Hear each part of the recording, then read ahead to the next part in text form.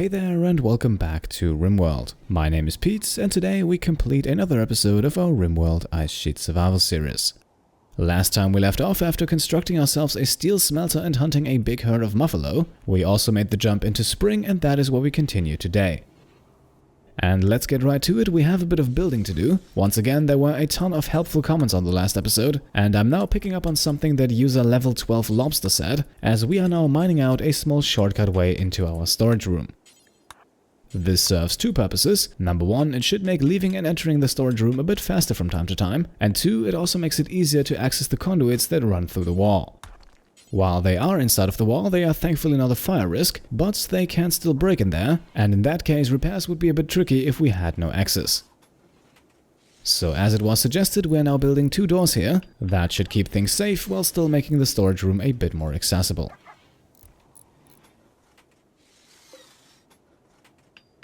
Up next, we're then following through with another idea by the same user, as we construct just another small choke point here, which we can use as an additional safety measure to protect our power supplies from incoming attackers. That way we are now able to lock off all essential parts of our base, hopefully making life out on the ice sheet a bit more secure. While Cambiar is constructing, we also had a drop of psychoid leaves, which are just allowed to be hauled back by the huskies. While the leaves themselves are not really that useful, they could be used to make drugs if we did a bit more research, or we could use them right away at the stove to make psychite tea. We might also just sell them if a trader comes along and we need the money. In any case, I think hauling them back to the base is a no-brainer. Our defenses are now constructed and Cambiar is roofing over another area of the base. As far as I was able to tell, in the current version of the game, roofed over areas are no longer harder to hit with your ranged weapons, so this creates no disadvantages for our turrets or colonists, but it would potentially allow us to remove the snow from the area, which would then make it a bit easier to traverse. Thanks to the fibrous mechanites that Cambiar picked up in the last episode, he now heads off to bed, but luckily Cobra is awake soon after and starts cooking. Apart from fine meals, we're also making more pemmican for the huskies, and it also doesn't take long until we see another event pop up, as two thrumbos have entered the map and are now making their way across the ice sheet. And I'm sorry to disappoint you, but we're not going to tangle with these two. I faintly remember how tough it was to kill even a single thrumbo, and after last episode's hunting session we're not really desperate for food at the moment, so we will let these two pass. Speaking of food, there was a great question on the last episode regarding the huskies and why we're not making kibble for them instead of pemmican. The argument that was made is that kibble is so much faster to make, and while that is true, pemmican for me has two major advantages. First of all, it is a lot more nutrient efficient compared to kibble, so that helps us conserve resources, and secondly, it can be made at the stove while kibble has to be made at the butcher's table. So to make kibble, we would have to create a secondary system of stockpiles near the butcher's table, while with the current setup that I am planning to optimize soon by the way, we can simply have Cobra make the meals and then continue right away with the pemmican without any delays. Now back to Cambiar, who has rested for a while, and who is currently making himself a brand new button-down shirt made from human leather. His current one is old and tattered and is causing that annoying debuff that you can see on the bottom right of the screen, and making a new one doesn't take him too long, and with that we can now get rid of a small mood penalty and slightly improve Cambiar's situation. With temperatures on the rise again, Cambiar is now also able to re-equip his Masterwork Marine Helmet, an item that we spent an entire episode traveling for, but one that will hopefully keep him safe until the next winter comes along. As Cambiar returns to the research bench, Cobra has finished making pemmican, and while he's hauling that into the husky stables, we have another interesting event. In addition to the 5 huskies we already have, a group of 3 has now decided to also join the colony. That in itself is of course pretty good, but considering how many of you are already considering the current husky population too large, I don't think our colony has a need for 3 more. Still, we will let them enter the base. That will at least make slaughtering them a whole lot easier. After a bit of recreation, Cobra then takes care of another harvest, while Cambiar starts working on another building project. And this one is purely defensive-minded, because as it stands, that northeast side of the base is largely unprotected. Yes, with all of the doors closed, it would take our enemies a while to even get to the defenses, but a small group of raiders equipped with grenades could make quick work of that 4-tile deep wall, and at that point nothing more would stand in their way. This small defense upgrade here plans to change that by funneling enemies through a set of steel deadfall traps, which hopefully should be enough to kill off at least 1 or 2 enemies and slow down the attacker's approach. After our huskies have made sweet love and Cambiar is still building, we have another trade ship arrive, and we already had a ton of those in the last episode, so let's see what this one has to offer.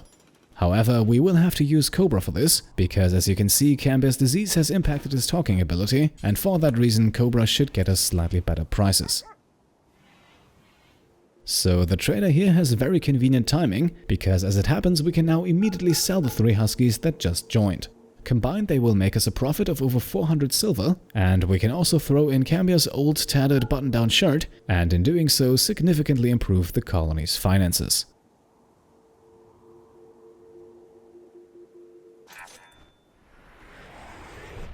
Shortly after, the colony has also run out of sandstone to complete the building project, so Cambiar now has to make a bit more. While he's busy cutting stones, an eclipse also strikes the ice sheet, but that really shouldn't affect us all that much. These past few days we haven't had any sunlight to begin with, so this really doesn't change anything. With the stone blocks completed, Cambiar then heads off to bed and is not able to finish building today, but thankfully Cobra is awake soon after and able to finish what his companion started. And with that, the base has now once again become a tiny bit more secure. Up next, we will now do a bit more hauling, both with Cobra and with the huskies, as Cobra quickly deconstructs a piece of ship chunk on his way over to the dead Muffalo. The corpses here are still the remains from the hunt of the last episode, and even though we have plenty of them in the base already, food is definitely that #1 resource that we will never let go to waste, so we will make sure to haul the remaining animals back as well. And that also includes Cambiar, but while he's there we can also use his skills in a useful way, because conveniently enough right next to the Muffalo corpses we have the remains of a silver meteorite, and Cambiar, being the proficient miner that he is, can now quickly take care of that. And the fibrous mechanites actually improve his working speed in this case, still I would prefer to get rid of them sooner rather than later. With the silver completely mined away, we will now leave it here to be hauled back by the huskies, while Cambiar himself shoulders a dead Muffalo and returns to the base. In the afternoon then, both of our colonists get some rest, but Cobra is back up first and begins his work shift with a bit of gardening work. Shortly after, we can also see that Cambiar has returned to the research bench, and then it's also once again time for another event, as just minutes after the eclipse has come to an end, a beautiful aurora appears. Once again, this will unfortunately not help our solar panels in the slightest, but at least it boosts our colonists' mood. Since it is nighttime, we now have some power to spare, and with Cobra having finished resowing rice, we can now start smelting again. Our huskies have been pretty busy hauling steel chunks into our storage room, and Cobra will now hopefully convert all of those into usable steel. And here we are, steel reserves increased, we now once again have enough to not worry about it, and for Cobra it is now time for a good meal.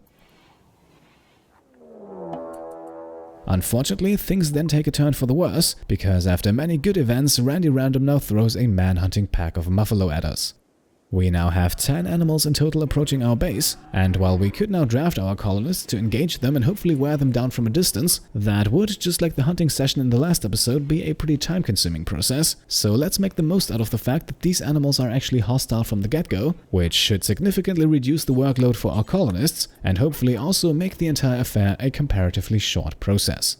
With Cobra finishing up husky training, his next job is to switch on the turrets, because looking at our somewhat sparsely placed traps, those turrets will likely play a very important role soon.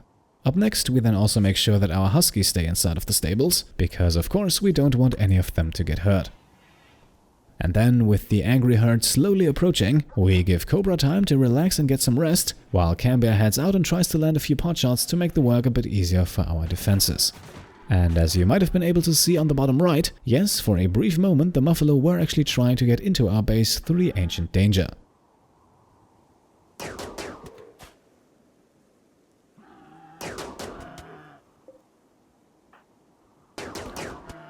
Alright, the first Muffalo already looks pretty injured. It is still moving though, and I'm not willing to risk anything with Cambiar here, so we'll pull him back a bit and hope he can get the kill from a different position. Alright, wonderful, that's the first Muffalo down, but the rest of the herd is approaching, so let's retreat once more and also wake up Cobra, because now begins the part of the fight where we can use every single gun available.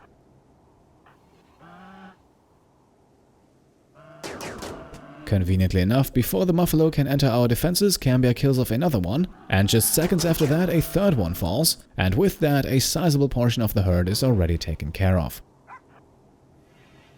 The rest will now make their way through our traps and then eventually into our base, where I'm fairly confident that the combination of turrets and colonists will be able to take them all out. And the traps also do a fantastic job here slowing down the Muffalo's approach even further, so I think the remaining animals should not pose too much of a threat.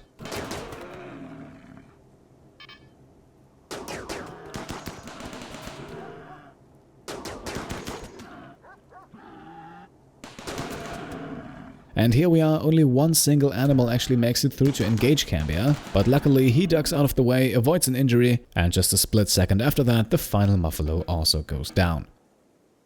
And with that, the herd is defeated and we have once again acquired plenty of meat, and at this point I am pretty certain that we don't have to go hunting for the rest of the year.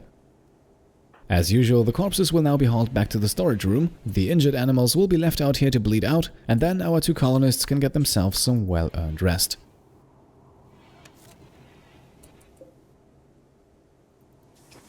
Late at night then, Cambiar is the first one awake again, and he immediately begins repair work around the base, and afterwards we can find him at the research bench. At that point, Cobra is also busy again. He is making more fine meals at the moment, but using milk to do so. This will clear the milk from the stockpile and create some room for the inevitable influx of meat and rice. Shortly after Cambiar has gone off to bed, we are then being contacted by a refugee's cry for help. She is wounded and will die in 13 days if we don't help, but helping her, that actually looks like it's a manageable task, because only 2 enemies are guarding her. Now admittedly they are backed up by 2 turrets and a mortar gun, but remember that the mortar gun needs to be manned to be used, so that would leave only 1 enemy able to engage us. Having a look at the map, we can also see the location is fairly close by, however it would likely require a bit of traveling through the mountains. At this point I haven't made up my mind yet whether or not we should go after her, so feel free to let me know in the comments below what you think. Should we start another short expedition and rescue a colonist, or should we rather mind our own business and improve things around the base? Speaking of the base, the rest of the night proceeds without any major incidents. Cobra continues cooking and trains the huskies, Cambiar does some work on the stonecutter's table, and all in all things remain very productive. Unfortunately though, that changes in the morning as we are once again being attacked. And this time we have a full raiding party approach us, thankfully only tribalists and also not too many of them, but still we should prepare and make sure they don't cause unnecessary damage. So just like a few moments ago, we will activate the turrets and send our huskies to safety, and then once the tribespeople have decided to start their attack, we send Cobra and Cambiar out into their usual positions and hope they can take out the enemies without much trouble. Keep in mind that in order to cause the enemies to flee here, we will only need to kill half of them, so for this group of 7 here we only need to take out 4 at most, and even with barely any traps that should not be too hard. As a matter of fact, the one last remaining trap also causes the first casualty, so we only have 3 more to go.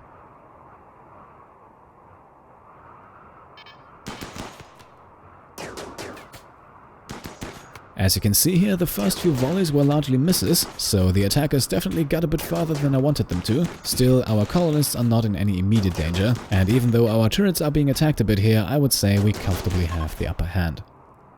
And yep, here we are, the 4th attacker goes down, and with that the enemies begin to flee. We will not stop firing though. After all, we could get some useful weapons, clothing items, or at the very least some meat out of it.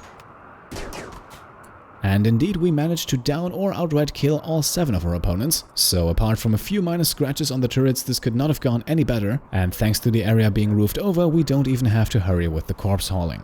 Instead, both Cambiar and Cobra can get themselves some rest, and we can let the huskies back out to haul the weapons into the safety of our storage room. Cobra then is up first and also contributes to the cleaning efforts, and shortly after, Cambiar also joins in and does a few more repairs. Over the course of the night, Cobra then also brings in another harvest, Cambiar hauls a few more Muffalo back to the base, and slowly but steadily our corpse storage room fills up to capacity. As Cambiar then takes a break, we can see his fibrous mechanites are still going strong. The disease is regularly tended to, of course, but it seems like it will take a while longer until it finally disappears. Cambiar then continues his day with a bit more research, but soon after we can see him in bed, and with another harvest completed, it doesn't take long for Cobra to do the same. While the two of them are sleeping, we then have a Psychic Soothe hit the ice sheet, a lovely event that grants a generous plus 16 mood bonus for everyone, but all in all I would say our colonists are doing fine even without it. Still, at least for Cambiar, this nicely offsets his mood penalties from the disease, so of course I won't be one to complain. After sleeping through most of the day, Cambiar then continues researching in the evening, and that is also when we see Cobra wake up again, who immediately makes his way over to the stove to prepare meals and pemmican. However, slowly but steadily we are running out of meat, and so with a bit of pemmican already delivered to the huskies, let's do some butchering. I think 2 Muffalo corpses should be enough for the time being. They should each drop around 180 units of meat, and I would say that's plenty for at least the next few days. That meat is then turned into more pemmican almost immediately. After all, our huskies have shown quite the appetite, and I don't want them to feed on the corpses, as that would only waste precious resources. Apart from a bit of husky training, that is now also all that happens for the next few hours. Just like the day before, both Cobra and Cambiar head off to bed around noon, but we can also see at the bottom of the screen that our current research project is slowly progressing along. Once again, it becomes late evening until both of our colonists are up and about again, and around that time we also have another event pop in. This time we are being presented with another trade offer, once again from the very same settlement that we already made business with before, and the offer here is also quite intriguing. For the price of 21 tribal wear outfits, they offer 3 healer mech serums. Now, 21 tribal wear outfits shouldn't be too hard to make. We would need just over 600 units of leather or wool for that, but considering how many dead Muffalo we have lying around, that should not be a problem. In total, those 21 items would also not weigh too much, so a single colonist could feasibly make the journey all on his own. The healer mech serum is then something that we haven't really covered yet in this playthrough, but it could potentially be a very useful item indeed. Now, we already know about the Neurotrainer mech serum, which trains colonists in a particular skill, but the healer mech serum works in a different way. When consumed, it instantly cures the most severe health problem of a particular colonist, and that even includes dementia and brain damage, as well as lost body parts. Yes, this serum is able to regrow fingers, arms or legs. The only question at this point is, do we really need it, or rather is it worth all the trouble? Not only would we have to spend a significant amount of materials and time to manufacture those 21 outfits, but we would also have to send at least one colonist out on a trip that could take almost a month to complete, and I'm not quite sure at this point whether or not we really want to do that. So once again, this is where I'd like to hear your input. Do you think we should go all in on this trade, or should we instead focus on something else and let the offer expire? And with that question, I would also like to ever so slowly bring today's episode to an end. The remainder of the night is mostly spent with pretty boring cleaning work around the base. Cambiar then continues with his research, Cobra does some rice planting, and all in all, apart from a filled up corpse storage room full of Muffalo, things look very much like they did at the beginning of the episode. However, that certainly doesn't mean that we didn't make any progress. On the contrary, I think we made some small yet useful improvements around the base. Our food situation is looking as stable as ever, we also have a decent amount of cash, and despite Cambiar's health problems, none of our colonists are currently in too much trouble. So in the next episode I would like to continue with the improvements. I think the number one priority should be the main defensive structure, as that was largely based on a layout that is sadly no longer possible since Beta 19, but I already have some good ideas on how to fix things.